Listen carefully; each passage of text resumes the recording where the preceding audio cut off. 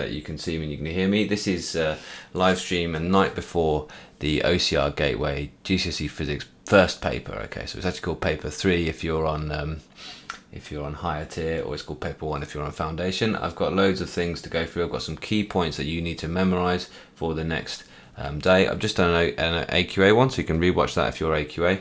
There's some loads of stuff in here that's going to be for all different syllabuses, and I'll be back again for paper 2 again as well with some similar points. Can you just tell me if everything's going well? Going good, thanks Rach.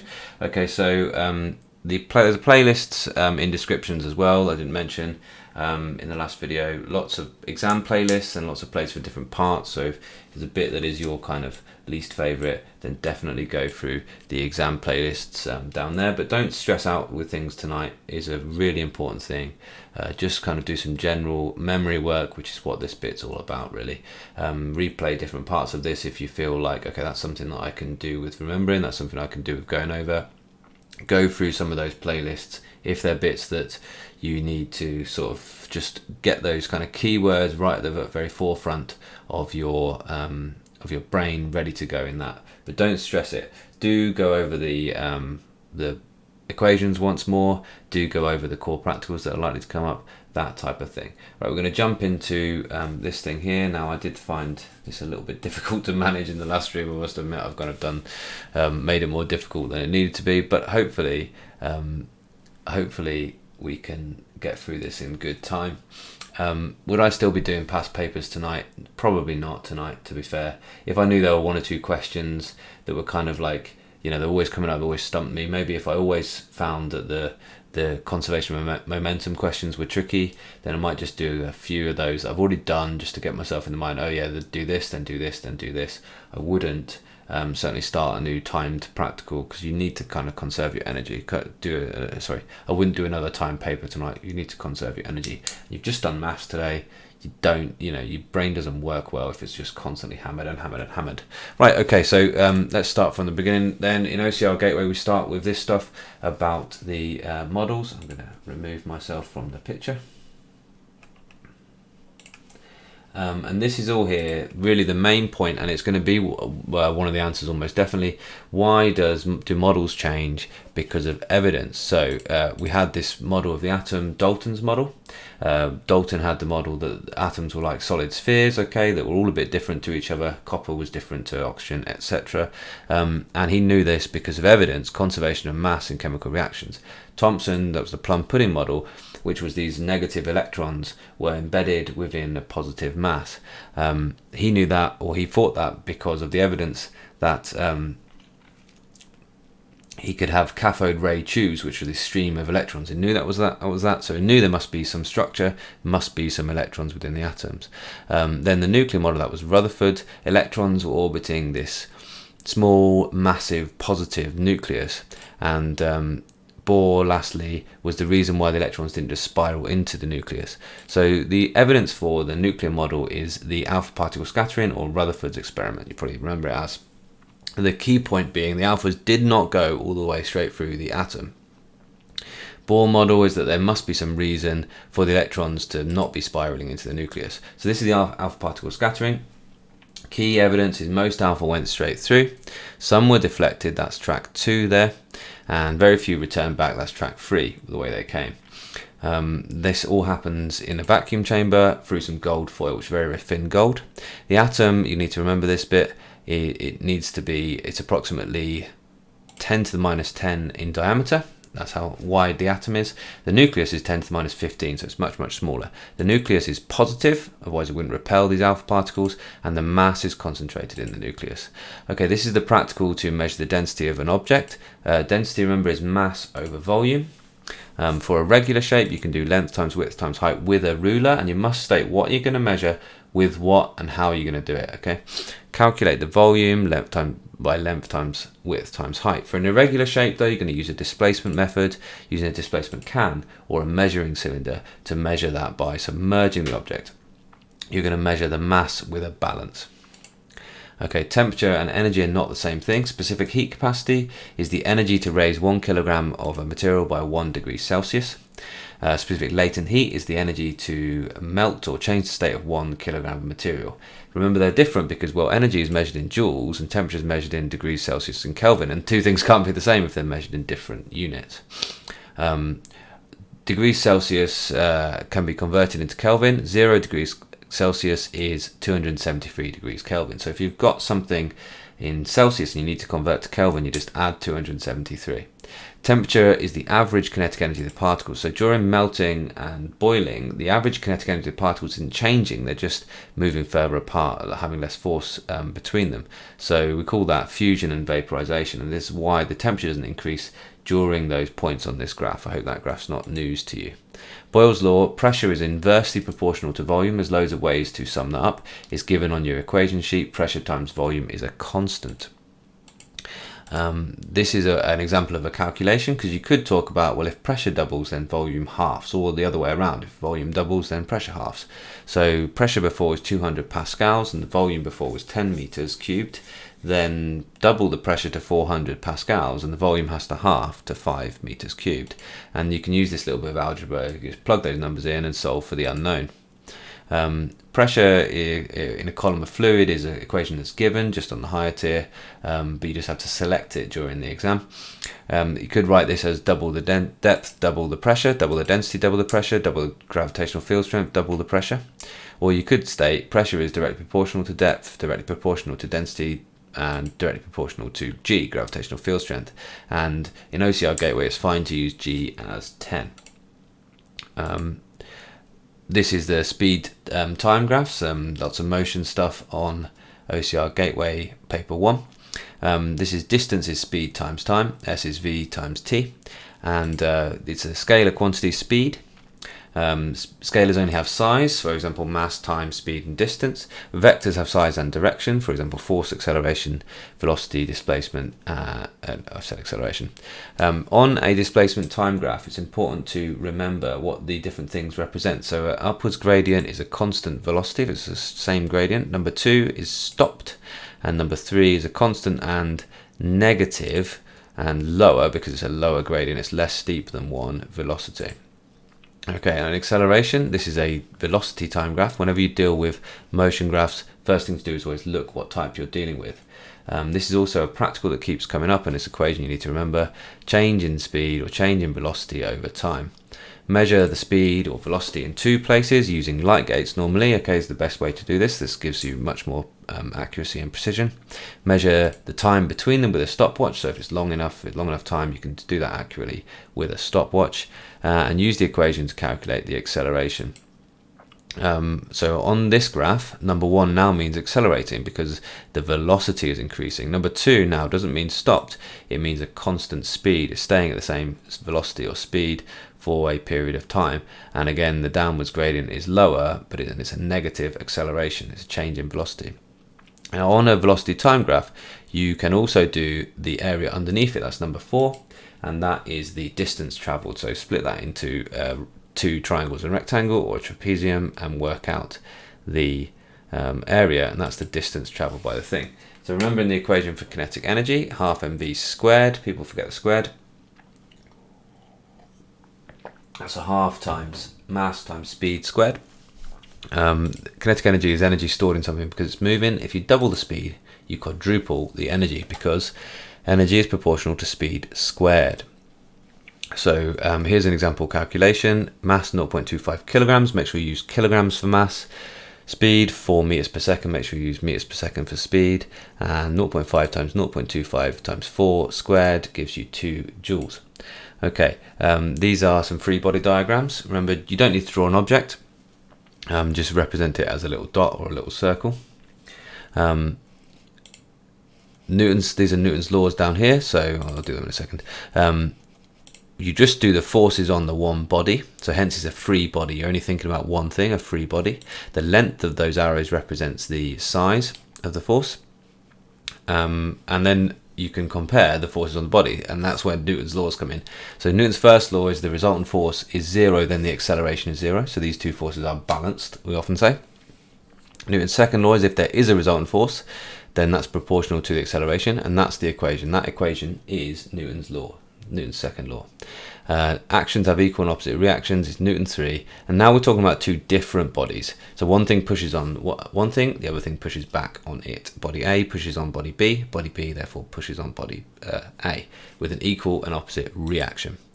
Okay, momentum, and this is on the higher tier. So momentum is just the product of mass and velocity, and remember that momentum is conserved in collisions, so momentum before equals momentum afterwards. That's the law of conservation of momentum. It's usually given, you're given data to calculate the momentum before a collision, and then you're given some data for after the collision. You can use the momentum before and the mass, therefore, to calculate the velocity after the collision. Remember, velocity can be negative. So I think about the direction that you write in being positive. So this one towards the right is a positive direction. Towards the left is a negative, and basically you can remember this equation here, which states the momentum before, which is all this left hand side, is equal to momentum after, all the right hand side. Okay, so I can come back on the screen for a little while, why not? Hopefully this is helpful. Can you just give me a heads up if you're finding this useful? Be really nice to know that you know, I'm finding this good. There'll be a little Q&A just towards the end. So work done is the energy transferred by forces, basically, mechanically. Force times a distance, you need to remember that one. Power is a rate of transfer of energy. So it's what is it measured in, what is the unit of power, is watt, and it's a joule per second. How many joules per second is how many watts? Oh.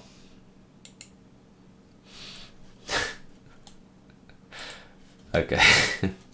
Right, then there's a practical for Hooke's law, which is basically a force and extension graph. Force is proportional to extension, that is Hooke's law. Something deforms elastically when you remove the force, it goes back, thanks buddy. When you remove the force, it goes back to its original shape. After this, you get plastic deformation. So you get this limit of proportionality at the end of the proportional section of the graph, and then an elastic limit is just after that, where it no longer goes back to its original shape. So it's a permanent change after the force is removed. Okay, Hooke's law, basically the practical, you're going to add weights to the spring, then you're going to measure the extension using a ruler, okay, and you can clamp that ruler in place to be more accurate. Plot force y versus extension on the x, and the gradient, if you do force and extension, force on the y-axis, extension on the x, the gradient is the spring constant, which is the stiffness of the thing. Okay, yeah, I'm going to put a link probably after after I've done this, I'll put a link to the two PowerPoints I've done today. So elastic strain energy is just an equation. You may be asked to calculate the energy stored in a spring. It's more likely to be on OCR paper 2 though. Okay, but yeah, you need to be able to use that equation. Remember, use it in meters, not centimeters. And weight is different to mass. Okay, so weight, we normally express our own weights in things like kilograms, but weight is a force, so in physics we have to write it in newtons. Okay, mass is the amount of matter, and it's measured in kilograms. Always use kilograms. G is the gravitational field strength. On Earth, that is 9.81 newtons per kilogram, or it's roughly 10, and in OCR Gateway we're happy for you to use 10. Gravitational potential energy is energy stored because something is high up in a gravitational field. Okay, that's MGH. This one you need to remember, mass times G times height. Okay, so pressure and hydraulics. So pressure is one way that we can explain how a simple machine, which is a hydraulics, works. And basically it's a Pascal, and a Pascal is a Newton per square meter. Make sure you use the right units.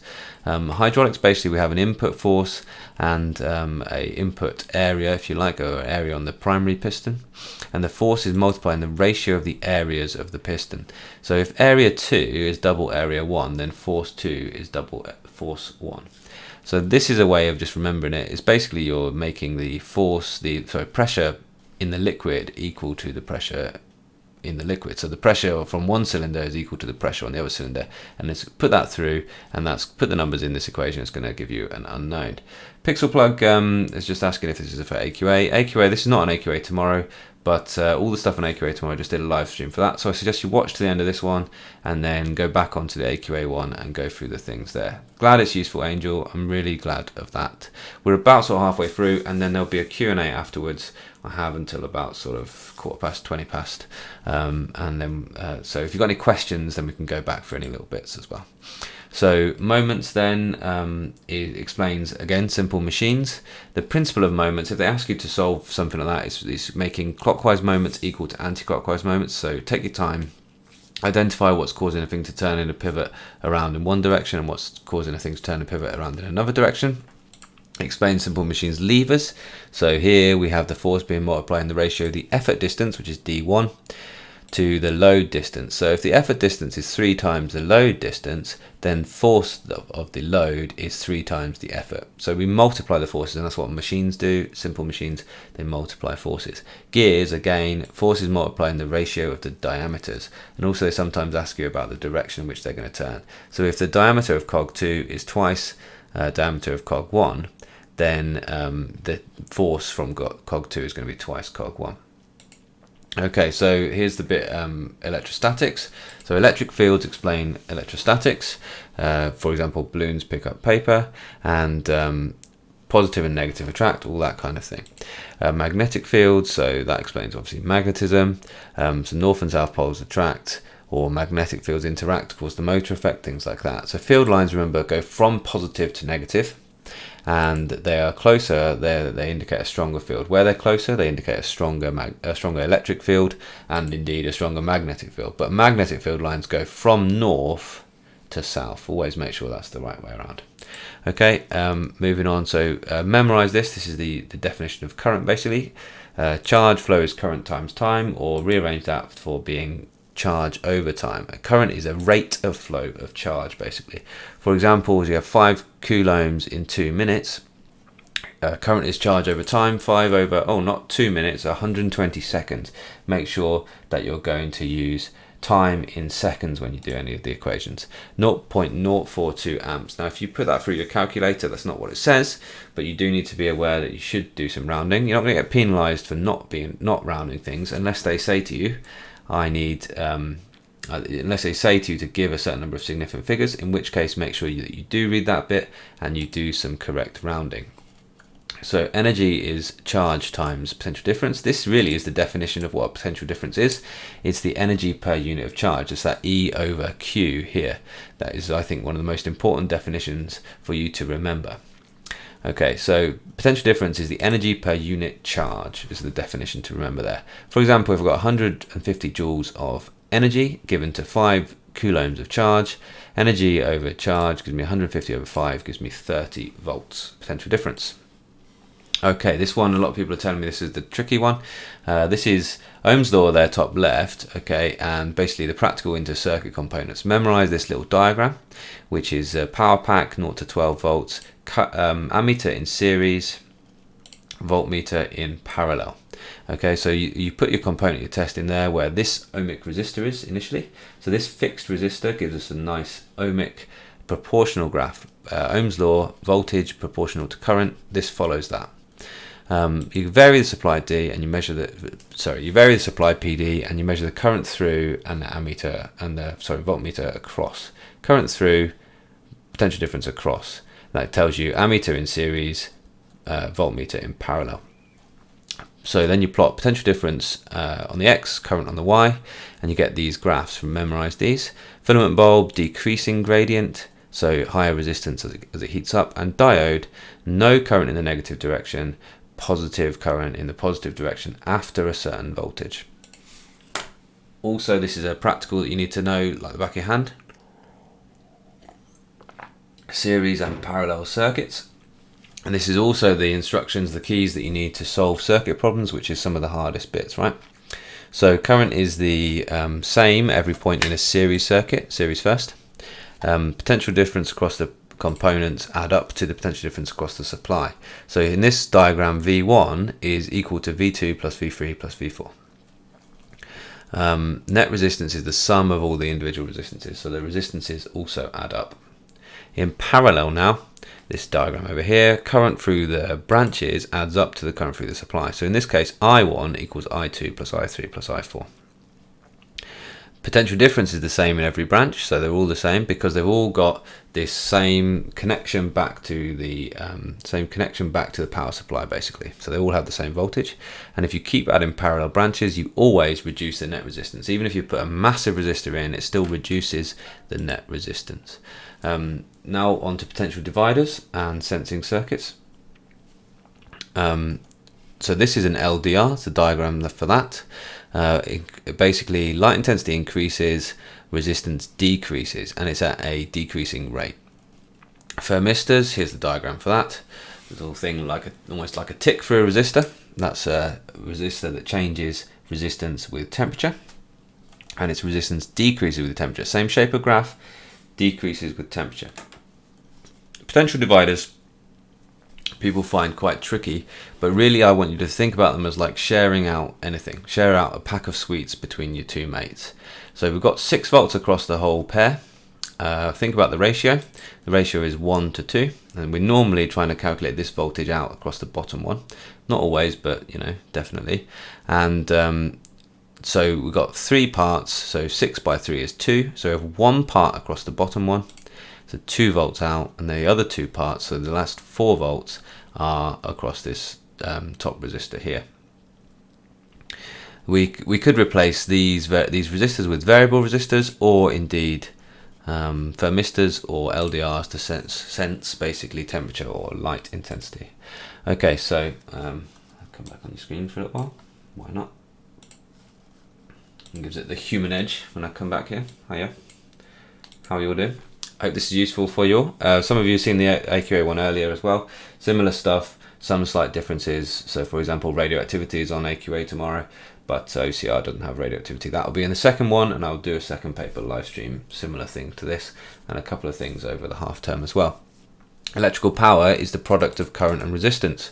Straight up, simple as that. Why do you not get hurt by the Van de Graaff generator? Because the current's very low, even though the voltage is very high, is I think the best way to explain it. Current is very low because you've got high resistance, so if you reduce the current, you reduce the power. And importantly, if you halve the current, then you quarter the power, because P is I squared R. So that's this equation here. It's a nice one if you're thinking about heating, which is what's going to happen. If you're going to get in trouble with electric current, you're going to be heated up, and that's going to hurt your internal organs. Then use this equation to talk about that. It's a big idea that keeps coming back in physics. Current causes heating. Electrons, basically, as they go through the conductors, they're colliding with the atoms, they're colliding with the metal ions, and they therefore make those metal ions vibrate more. Okay. So temperature increases, so therefore resistance increases, because there are more frequent collisions between those ions and the electrons. This is another way of calculating electrical power if you've only got current and resistance. Next one then, energy is power times time. So if you need to work out total energy and you've got the power, you can multiply that by the time. It's just a useful way of calculating the energy transferred, basically. So 200 watts and 1800 seconds. You don't use minutes, okay, that's half an hour there, but you convert to seconds all the time. 200 times 1800 is 360,000 watts, no, joules. Okay. I'll go off the screen for this one. So this is now right-hand rule stuff, okay, or left-hand rule stuff. So magnetic field around a current carrying wire interacts with a magnetic field, a permanent magnetic field. This produces a force. That's what the motor effect is. So that's memorize that little definition. If you asked what happens in the motor effect or explain why this happens, this is why. And you can use Fleming's left-hand rule. Your thumb is a force, your first finger is the field, your second finger is the current. Some people like to remember F, B, and I. So I'm not going to do this because it's going to get confusing with the video, but make sure you can orientate your left hand. Make sure you can orientate your left hand within those different parts, those different directions in that exam paper. And just think about the directions that are available to you. Up and down refers to up and down on the paper. Left and right on the paper, and in and out. So this, if you look at the motor over this side, then this one looks like this is current going into the page, the cross, this is current coming out of the page. So the current is going in opposite direction on the other side there, but the field is staying the same.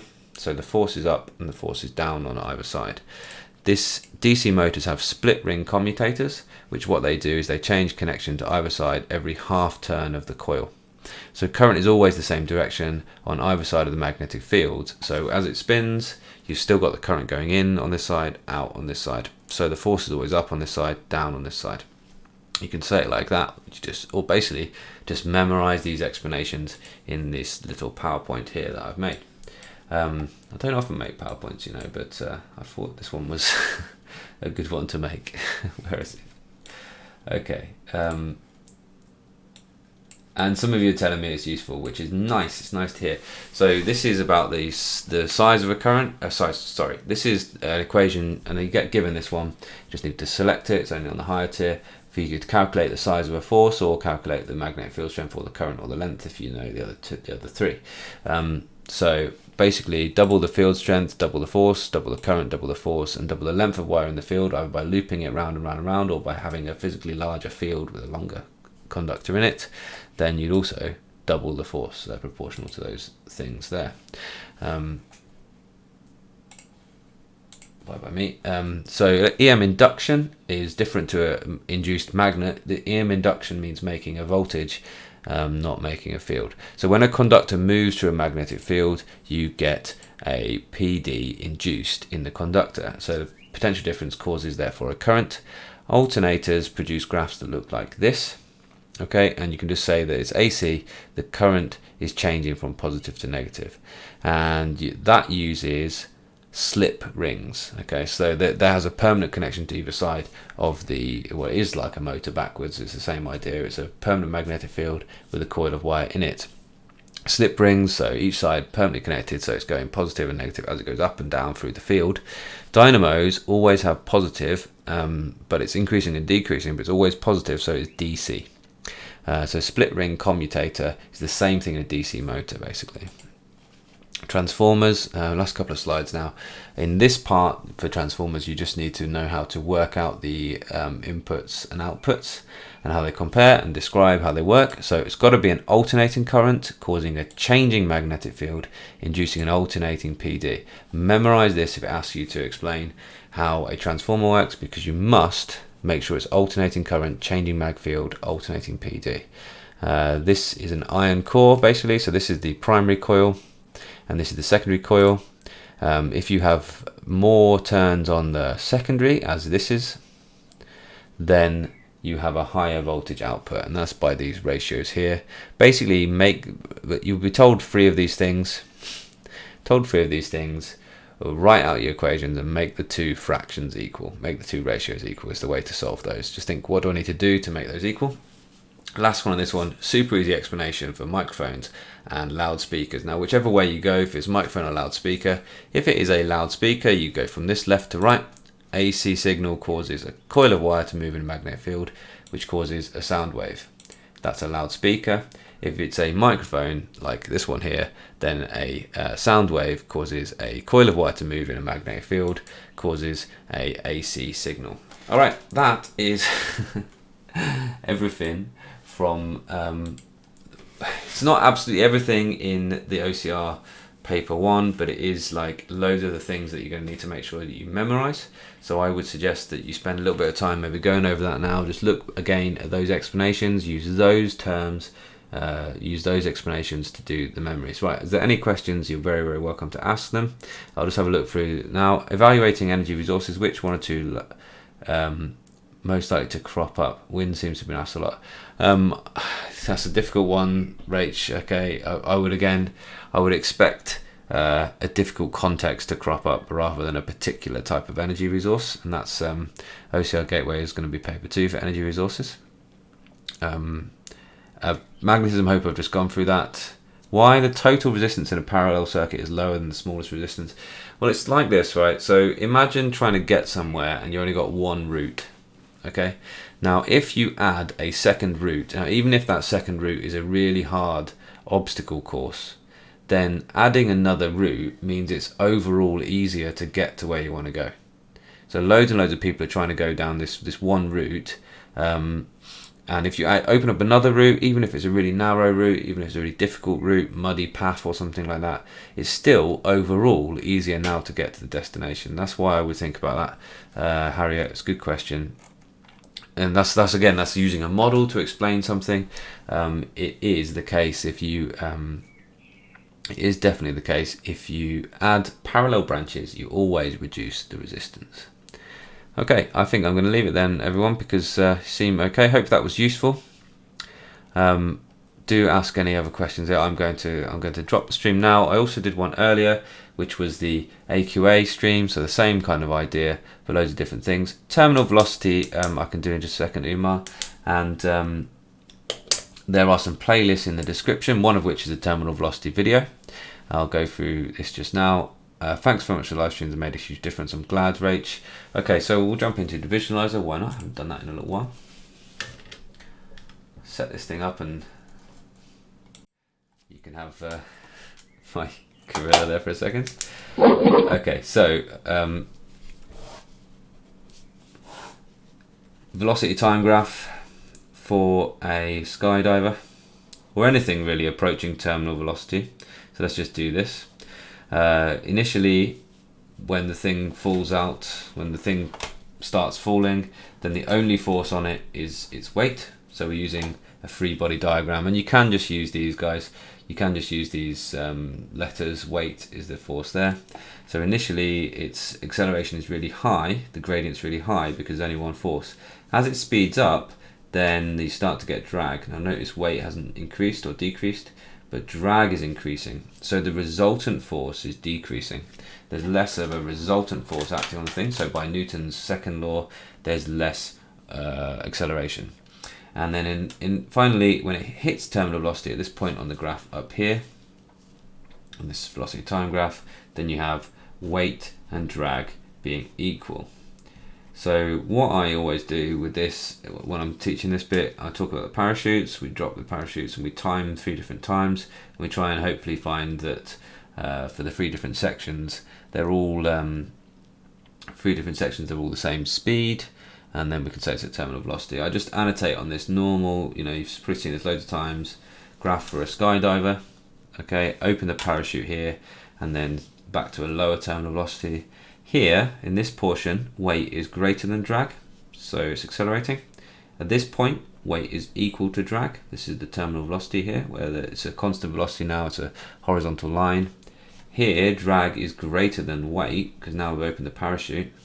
And then here, the drag, once again, is equal to weight. So these are the ways to explain these different things here. There's a common 6 marker, that one, really, something along those lines.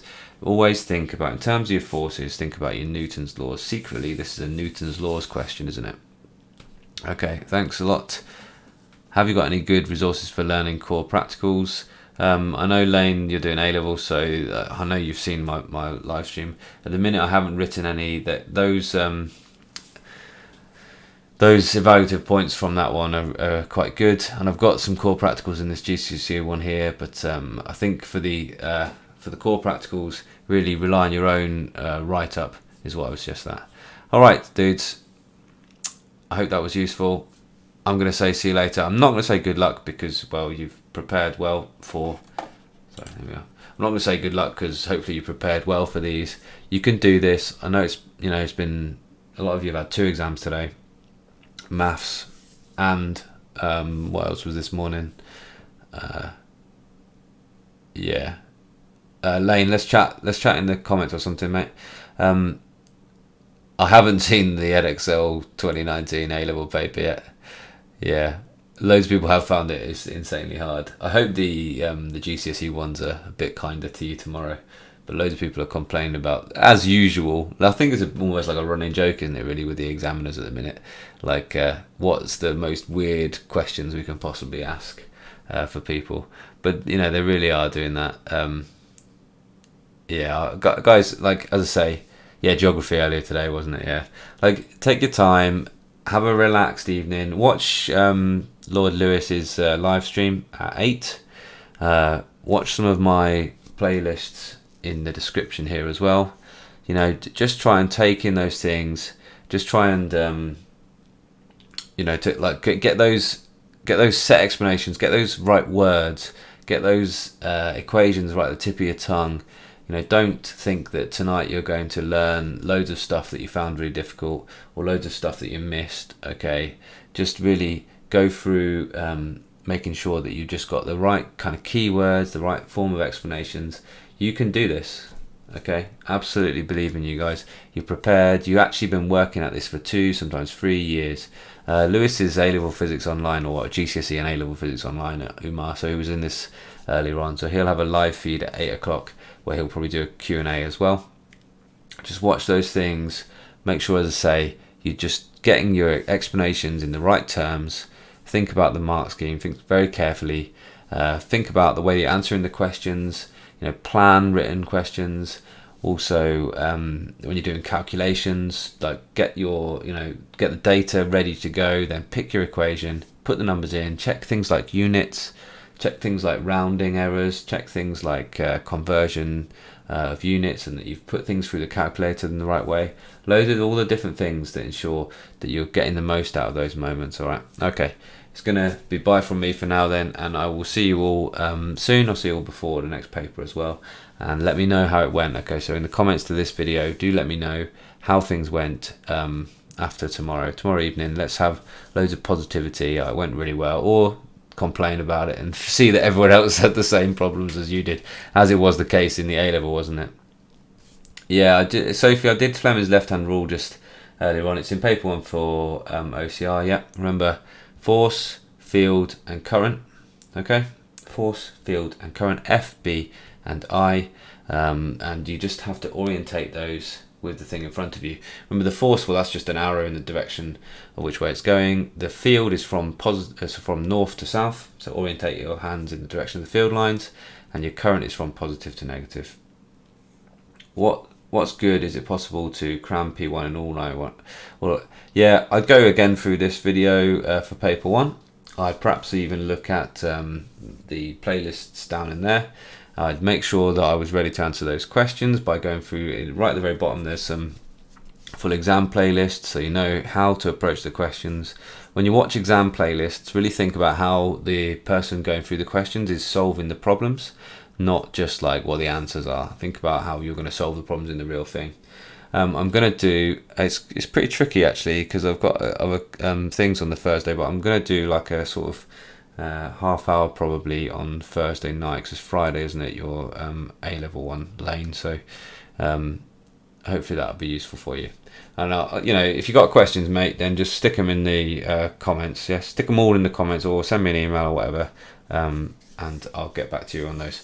All right then, see you later.